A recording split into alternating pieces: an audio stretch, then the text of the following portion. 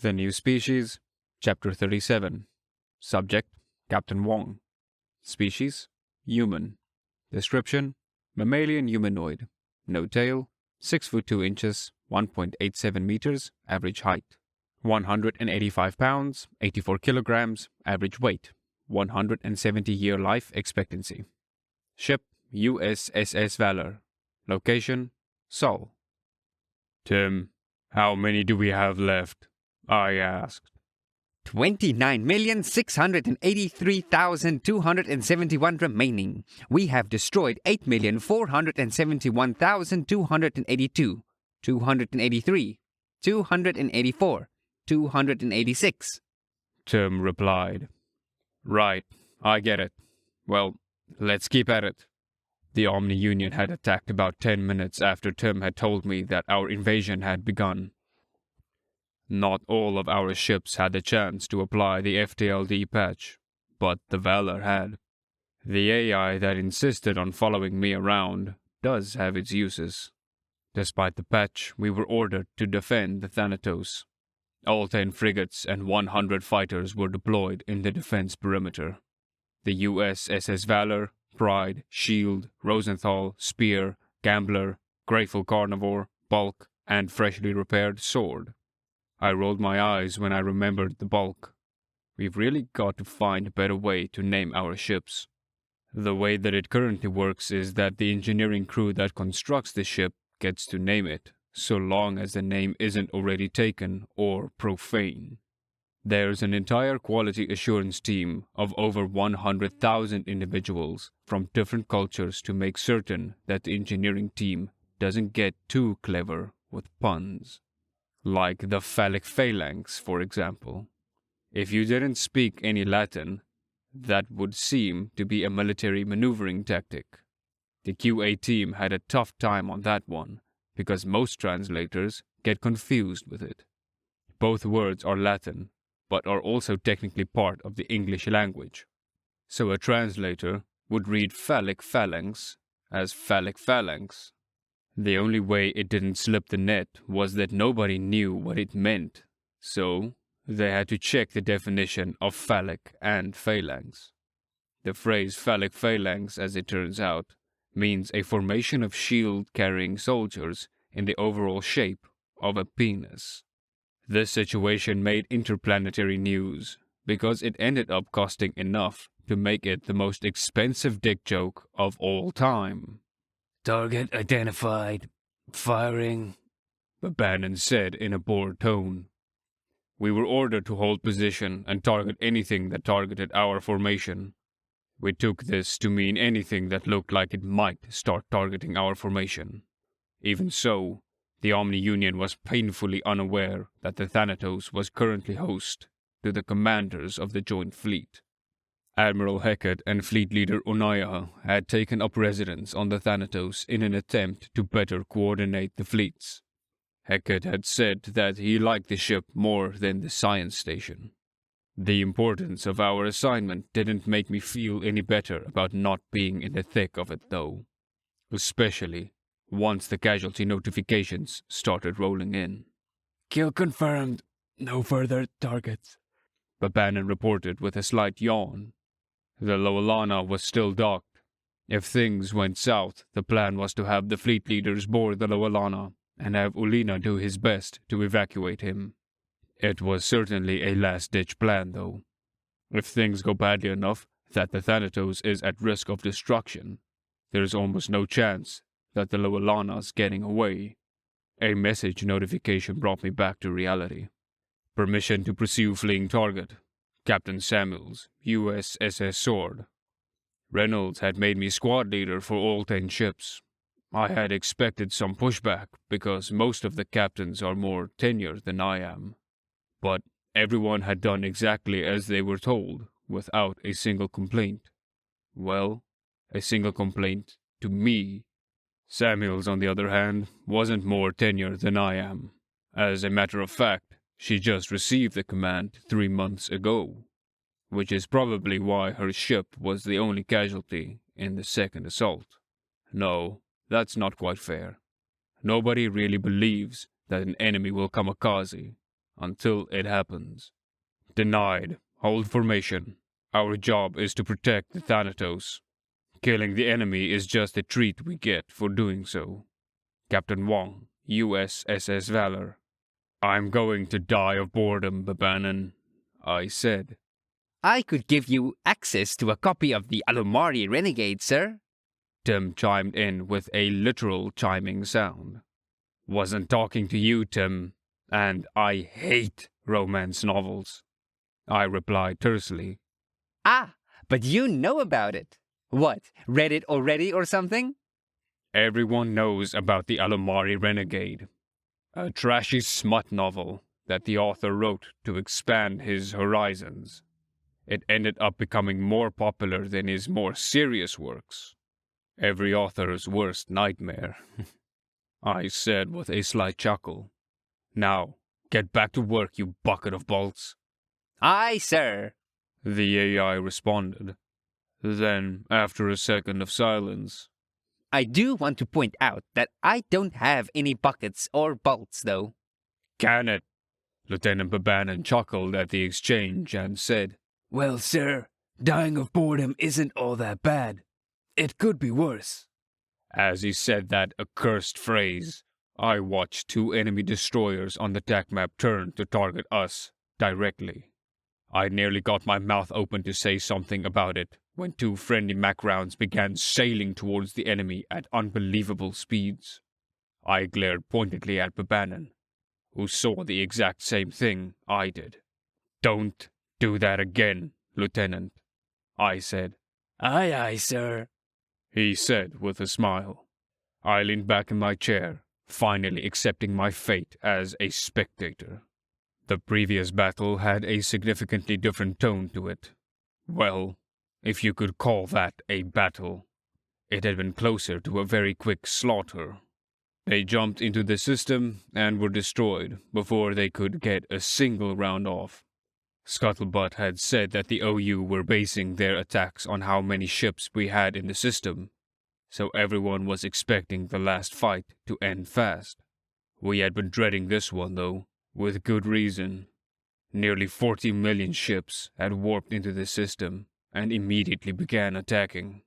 But by now, most of the fleet had finished the FTLD patch and were warping with wild abandon, which caused the casualty notification to slow down significantly.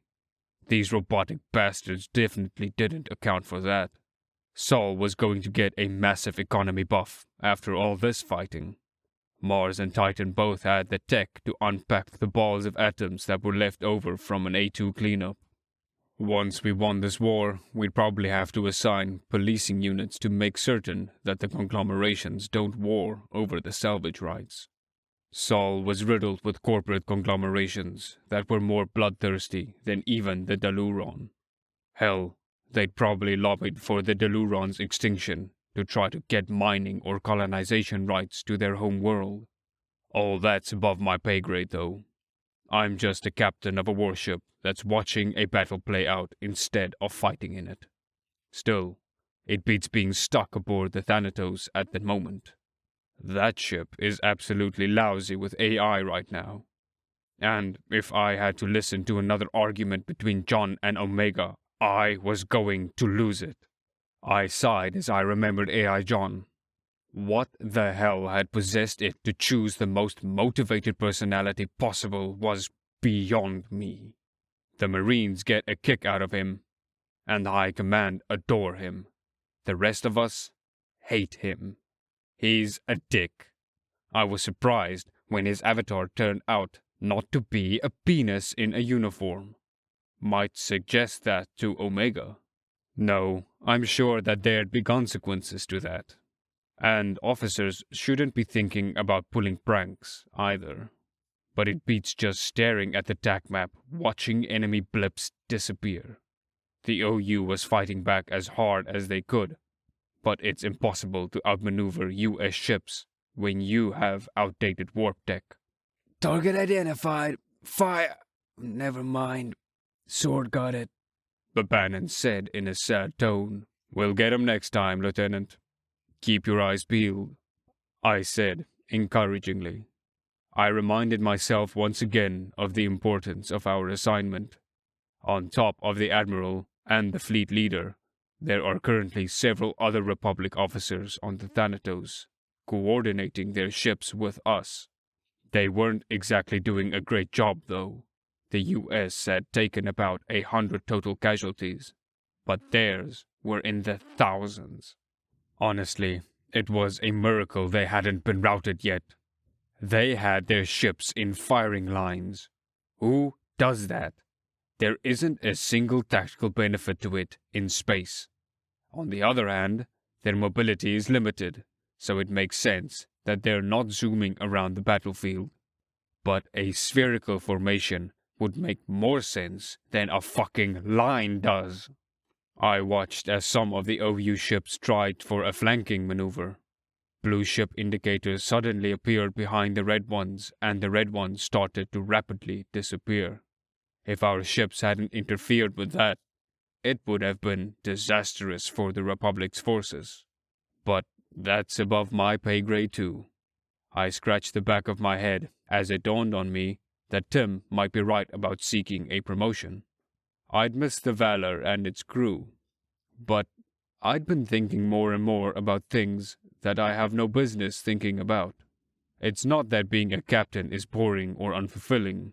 It's just, I feel like I can do more than I am doing now, I guess. That fucking ridiculously cheerful robot. Even if I got the star on my collar and was reassigned, it would probably follow me. I wonder if all of the AI are obsessive. Omega is obsessed with humans. Tim is obsessed with me. John is obsessed with duty or whatever. And I don't know enough about Violet to tell one way or another. Target identified. Damn it! Sword got him again! Babanan said while slapping his knee in sarcastic frustration. Let them have it. We've had more than they have anyway. It's time to share. Yes, sir, he replied in a mockingly deflated tone. How many left now, Tim? I asked out of curiosity. 11,247,312. We've destroyed... Nope, stop that. But, sir... Tim said, doing an impression I was unfamiliar with. That'll be all, Tim. Yes, sir. I eagerly await our next enemy casualty count request. God, we're running through them quick. They'd started with about 5 times our number half an hour ago, and now we were nearly even. There really is something to be said about rapid mobility in ship-to-ship combat. I'm thankful that our FTLDs are back in action. Unlike the Republic's FTLDs, ours only use a certain amount of charge per jump. The amount of charge is dependent upon many variables, including the distance between the warp points. The amount of variables makes the overall jump depletion pretty random, though. We can typically get 10 jumps in system before having to hang out and recharge. Sometimes it's 9, sometimes it's 11, other times it's 14 or 16. The worst part is that it sometimes changes between jumps. So, if your first in-system warp took 12% of your charge, there was no guarantee that the next would as well. No way to tell until you try the jump. Even the AI haven't been able to come up with an accurate predictive model. Not that it would be super helpful. It would take about as much time to check the prediction as it would to just try to jump. If you warp, you warp. If not, you need to initiate a recharge. Part of our command training covered this little curiosity. The manual says to charge whenever you get the chance, unless you don't intend to warp. Newer captains always kept their drives charged until they get reprimanded for wasting reactor fuel. The fuel's not that expensive, but it adds up pretty quickly. Target identified! Firing! Babanan said rapidly. Ha! Target destroyed! Suck it, sword! Congratulations, Lieutenant. You beat them. Woo-hoo! I said in a monotone. Babanan gave me an exaggerated frown and said, Sir, it's important to keep up a competitive spirit. Yeah, sure it is. I smiled. I thought about asking Tim for another enemy casualty count, or rather, how many were left, but there weren't enough to bother with it. I rested my head on my hand as I watched red ships disappear faster and faster as we began to outnumber the enemy. Then they were gone. And that's that, I said. Prepare to return to the Thanatos. Aye, aye, sir. I sent the return request and waited for the response. Docking granted. I gave the order to return and sent a quick message to the other captains to do the same. We had successfully defended the Thanatos, and such a thrilling defense it had been, sitting around and taking pot shots at whoever gave us the opportunity. Well, at least the next fight will be harder.